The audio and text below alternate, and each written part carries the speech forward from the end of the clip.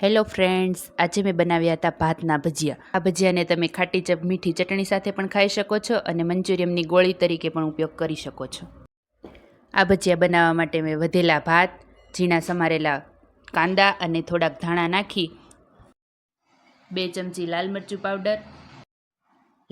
Powder ના નાખવું હોય તો લીલું સમારેલું મરચું નાખવાનું છે. મારી પાસે અવેલેબલ નહોતું એટલે મેં નથી નાખ્યું. 1 ચમચી હળદર અને 1 ચમચી મીઠું નાખવાનું છે. હવે એમાં ચણાનો લોટ નાખી ભજીયાનું મિશ્રણ તૈયાર કરીશું.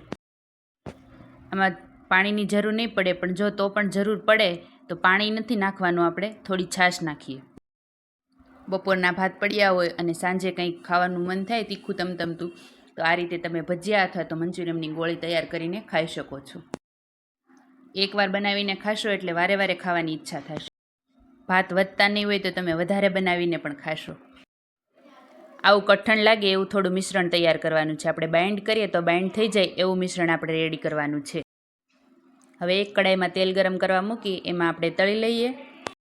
મંચુરિયન તરીકે ઉપયોગ કરવો હોય તો થોડી ગોળી નાની રાખવાની છે, નહીંતર મોટી સાઇઝની હશે તો પણ ચાલશે. 2-3 મિનિટમાં તો તૈયાર થઈ જશે મસ્ત તળાઈને. ગોલ્ડન બ્રાઉન થાય ત્યાં સુધી આપણે એને તળવાના છે. બહારથી એકદમ ક્રિસ્પી અને અંદરથી સહેજ સોફ્ટ એવા આપણા ભજીયા તૈયાર છે. વિડીયો પસંદ આવ્યો હોય તો સબસ્ક્રાઈબ કરવાનું ના ભૂલતા.